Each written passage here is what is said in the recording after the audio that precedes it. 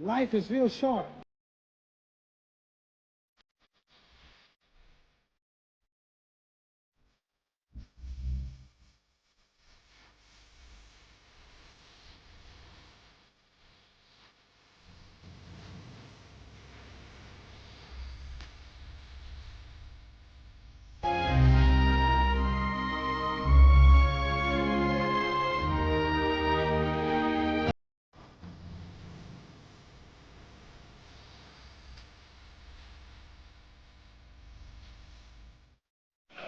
You continue to be unafraid of this, man. Yeah, I'd like to say something right here. You know, Cassius Clay, yes. Why do you want to say Cassius Clay when Howard Cosell and everybody is calling you Muhammad Ali? Now, why you got to be the one of all people whose color to keep saying Cassius Clay? Howard Cosell is not the one who's going to fight you. I am. You making it really hard on yourself now. Why don't you keep the thing in the sport angle? Why don't you call me my name, man? Well, what's your name? You told me your name was Cassius Clay a few years ago. I never told you my name was Cassius Clay. My name is Muhammad Ali, and you will announce it right there in the center of that ring after the fight if you don't do it now. For the benefit of this broadcast, him, all right? You just acting just like an old Uncle Tom. Another Floyd Patterson. I'm going to punish you. You ain't got no... Back off. Don't call me no Uncle Tom. That's what you are, Uncle Tom. Why are you going to call me Uncle Tom? You heard me. Just back off of me. And so, ladies and gentlemen, as the two contestants prepare for battle right now, back off. Another interview has been recorded for posterity as the two gentlemen continue to promote the fight. Perfect, that's it.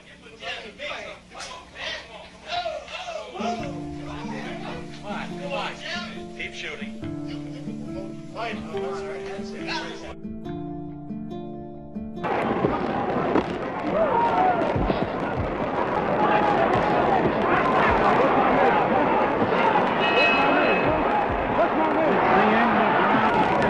Knock him out, he should go in after. What's my name?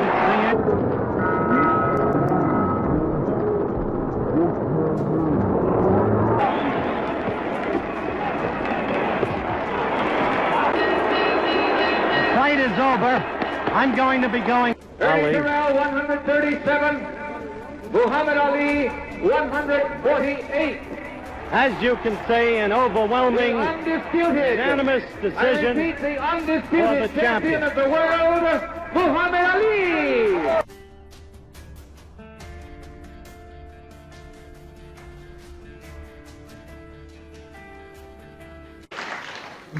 But I mean, you're a public figure, and you're one of those public figures who... Did you say nigger?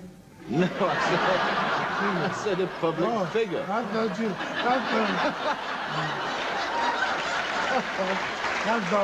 thought you said you're a public nigger. Public figure. Well, I did say that. Figure. That's right, figure. Oh, I thought... Oh, I'm sorry, hit you, man. This is your public figure. I thought you said public nigger. No, okay. public figure. And also, you're one of the public figures. You don't hide from your public. You walk around. You talk to people. You meet people. That's right. Have you ever thought about being assassinated? Didn't I read your mind? You did. See? Wrote a poem. Better far from all I see, to die fighting to be free. What more fitting end could be? Better that I say my sooth. I rather die demanding truth while I'm still akin to youth. Better now that I made home, now that fear of death is gone, never mind another dawn. If I get shot or something happen to me, it'd have to be because somebody don't like me for what I believe and everything. Yes, sir. And I'd die for that. You would. And let me tell you, if somebody want to get you, see, in the Holy Quran, the Islamic Bible, it says, not one soul comes on earth without the permission of Allah, God. Not one soul leaves without the permission. When you die, it's time. So I don't believe that it's time for me to die in that way. If it is, then I welcome it. Because if you're the president and somebody really wanted you, I don't care how much you have security, if somebody would give their life for you, they'd come up and say, give me your autograph. And just take me, don't care. So when a person don't care for his life, you dead. So how can I worry about all the people in the world, all the countries who won't me? I don't want to know. If it happens, it's God's will. If I ride an airplane, I'm not scared of nothing. And I fly every day and I hate them. You still hate them? Man, we got in a thunderstorm a couple of weeks ago, and that plane went up, went down, the wings did that, and the back tail of the plane shook, and I almost knew it was gonna split and crack. Could you imagine a plane cracking up when you're not dead yet and it split, and you flying out, and you're out there flying through the clouds, you're waiting to hit the ground, it's a bad feeling.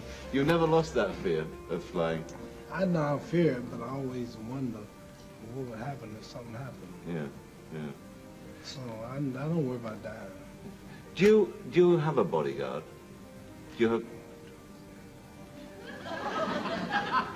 No. You don't? I got one bodyguard. He has no eyes, though he sees. He has no ears, though he hears. He remembers everything with the aid of mind and memory. When he wishes to create a thing, he just orders it to be and it comes into existence. But this order is not conveyed in words, which takes a tongue to formula or a sound carries ears. He hears the secrets of those under quiet thoughts. He stops those who's that? It's God. Oh, he's my bodyguard. He's your bodyguard. He's the supreme, the wise. So if I can't depend on him, if I get a bodyguard, I'm telling God, I don't trust you. I'm telling God, I'm watching for everybody. He gets at the gun. I'll watch for somebody. No. Allah is my God.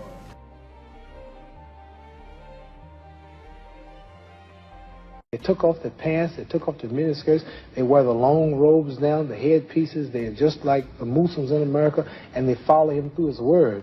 So what I'm saying to you is what I have heard, what I'm saying, I don't know who I'm influencing until they themselves stand up. What's wrong with miniskirts? What's wrong with hot pants? Well, see, this is a European design thing, but righteous people, you go to Saudi Arabia and tell a woman to put on miniskirt. Go to Zaire, Africa, and have the women put on short dresses. They'd be fine, they're locked up. Go to Pakistan, go to all throughout black Islamic Muslim countries. Number one, I have a wife and she's walking around with a skirt up to here. And then what's happening? Well, why do I want everybody to see her? What's the man? People looking and winking, they lusting for her, all kind of freaks and no good people on the streets. Why do I want my wife? She can't bend over because the panties show if the wind blow. Well, show the behind. Cows and animals and mules, human beings don't walk behind out. Savages walk around with their behinds out. And my wife's behind ain't for every man to look at. You understand? So it makes a lot of sense. So how can I protect my woman if I'm walking down the street, she's half naked and some sadist run up and grab her? Hell, I shouldn't have put out there. If I got merchandise I want to sell, I put it in the window for you to see. So if I want my wife, why do I want everybody to see my wife? What's private? What's mine? Everybody looking at her. Which means what's wrong with it? How can you have a wife or somebody you love? Anything God made precious, nature hides it. You cannot find diamonds easy. You have to dig and dig and dig. Then you got to work to clean them. You cannot. You cannot find. Listen. You cannot find gold. Everything God made valuable, He made it hard to get. Pearls, rubies, and ain't my oil. You have to dig, and half the time it don't strike. Everything God created that was valuable, He made it hard to get to. Ain't my woman more important than some diamonds and some oil and some gold when she's the field which produced my sons and daughters? Why should she walk around all nude in all of these design clothes? Her breasts is out. She's on the beach wearing clothes that show more than her panties when she go to bed. That's right. People don't just might as well come out with a brassiere on and her panties. She'd be more covered up than she do in the European style with just something covering up her nipple and just a little old G-string over, and she's walking out on the beach naked. These are savages. How am I have my daughter, my wife, or my woman walking around for her man? Ooh, look, I got dude. Boy, if I could get to her. And what I want that for? She's mine. What do you mean, what's wrong with walking around half naked? That don't look bad to you because you're of the European nature, and the black people are righteous. And the Europeans have made them unrighteous. But look, I mean, before you go on, there are lots of black tribes who nudity is their dress. They walk around naked. There's nothing wrong in that either. They don't look at it like you do, and I don't know enough about them. They were savages. They're not savages. Yes, There's some very... Well, we were all savages at one point. They were savages, and we don't style after them. We're talking about the ones who went out into the jungles and who started living a beast-like life.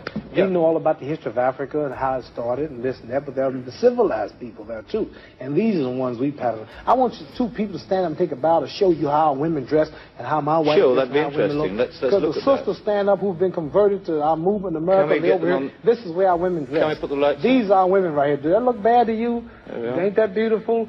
And that's the way the black woman should look. That's the way she should walk around. That's the way our women look. They are sisters who were converted through the Muhammad Speaks newspaper. These are thousands and thousands and thousands of women in America. In every city, you'll see this take place in the day. You understand? They're clean.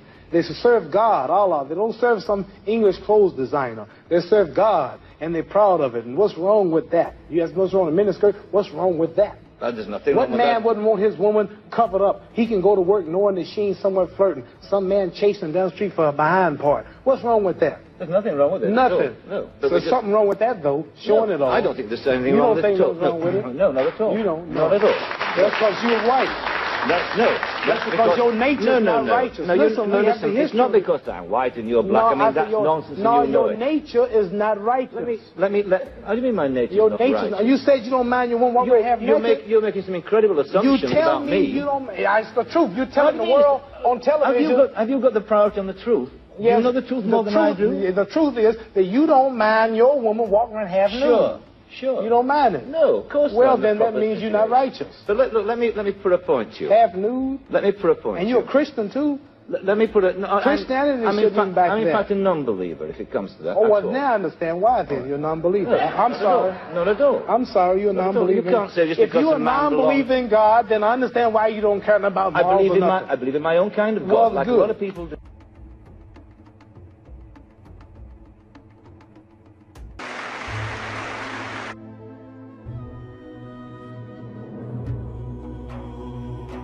The news that is made in this book is that while everyone knows you suffer from Parkinson's syndrome, the damage to your brain has not affected your mental capacity at all. It hasn't. I hope not.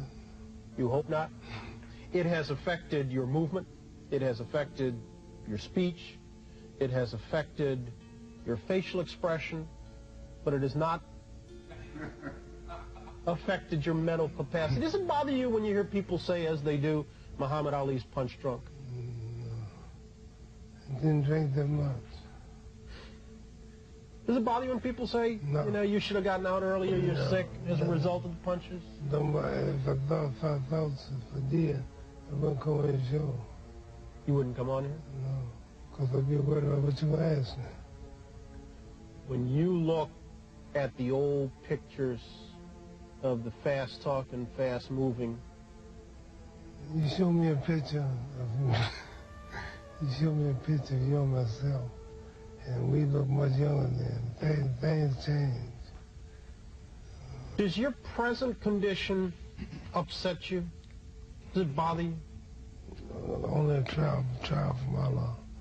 God tries you in wealth, tries you in pain, tries you in failure, whatever.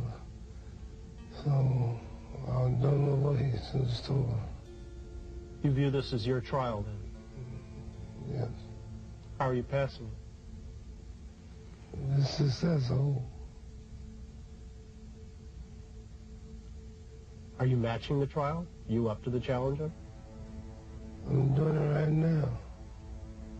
Coming on your show. Facing you. Make it sound so hard to do. I started not come. Why? Because I realized I'm not healthy like I was.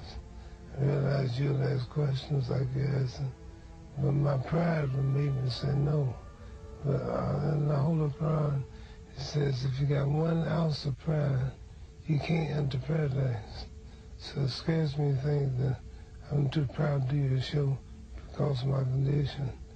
A short, choosing right to the jaw. goes down. The numbers and tapes can only hint at the greatness of Ali. He was an Olympic champion. He won 56 pro fights. He commanded the first $1 million purse. He won the heavyweight title a record-setting 3 times. He gave unforgettable performances from Houston to New York and Zaire to Manila. But those days, Ali claims, no longer concerned him. See, I've conquered the world. I've had all the fame. They said the world most known man, made money, wine, women, song. And did you know 25 years is over that quick? So that tells me there's got to be a God or something better than this. You telling me you didn't enjoy it? I thought it did. It was only an illusion. You think about your own death much? 5 times a day when I pray. See, this life is short. This life is a preparation for the eternal life. And people who are spiritual know what I'm talking about. So, I might die tomorrow, I might die next week. Don't know when I die.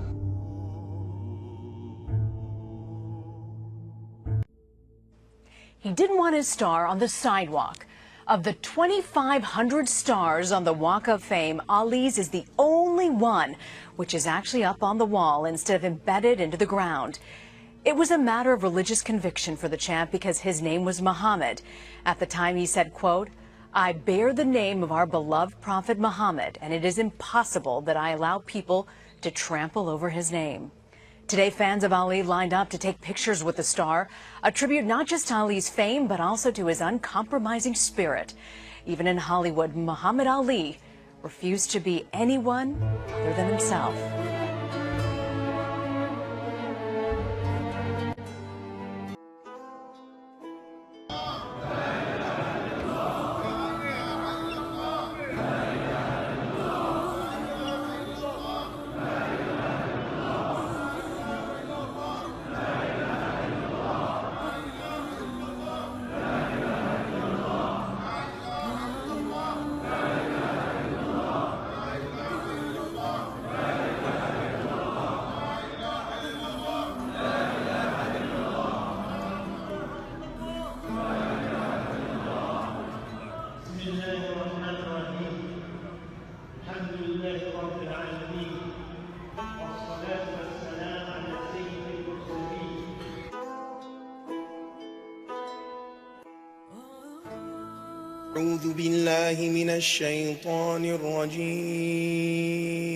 Before James Brown said, "I'm black and I'm proud," Muhammad Ali said, "I'm black and I'm pretty."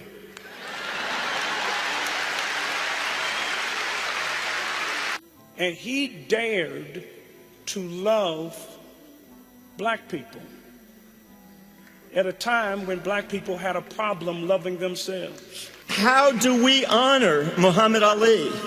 And the answer is the way to honor Muhammad Ali is to be Muhammad Ali today. There will never be another greatest like Muhammad Ali.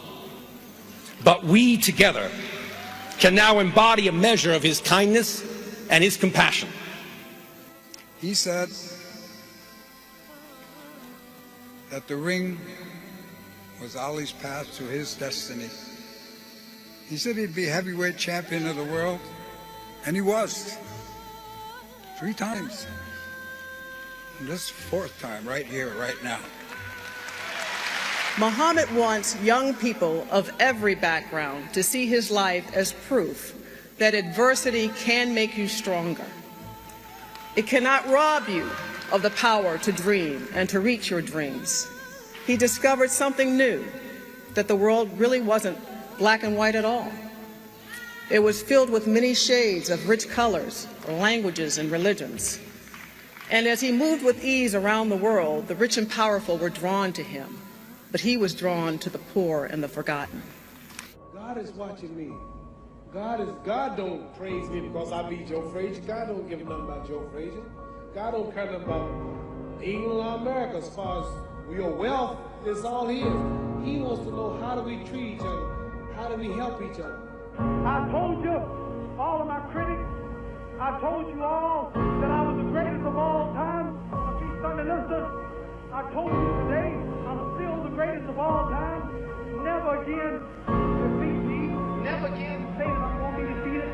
Never again make me the underdog until I'm about 50 years old. Then you might get me.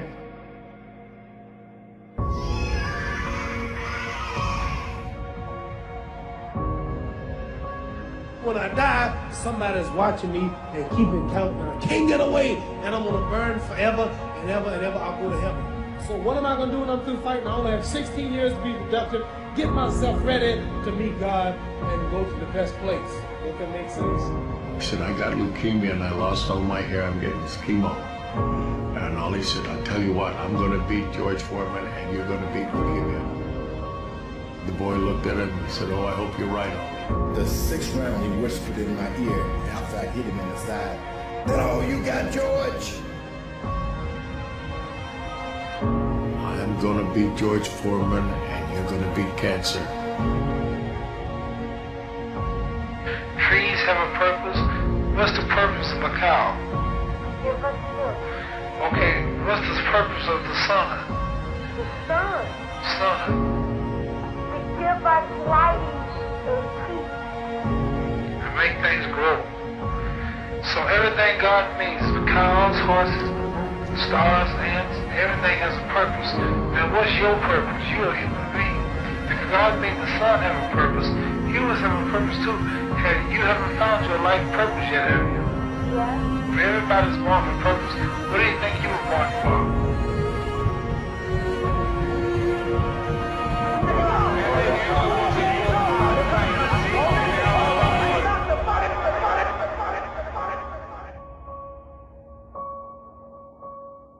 I was crying. I said, I'm sorry that you lost. I said, when I get big, I'm going to get them for you. I said, when I get big, I'm going to get them for you.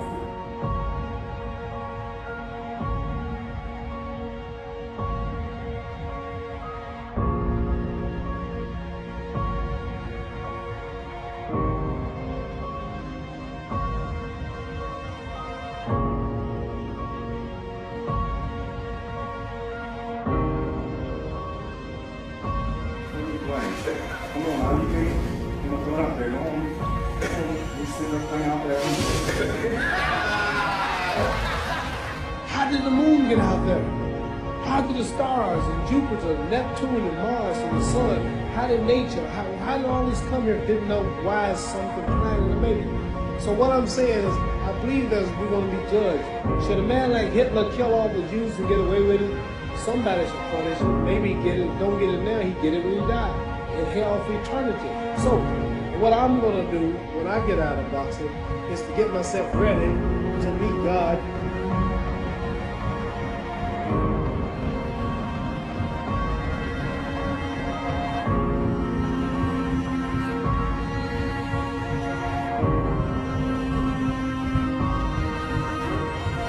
I must be the greatest. I told the world, I talk to God every day. God doesn't care about it, just right. Crazy, but we sort of thought that Daddy would just defy the odds of even death, I think. Yeah. You know, he just seemed to always fight through everything. The king of the world! Hold it, you're not that pretty. I'm a bad man.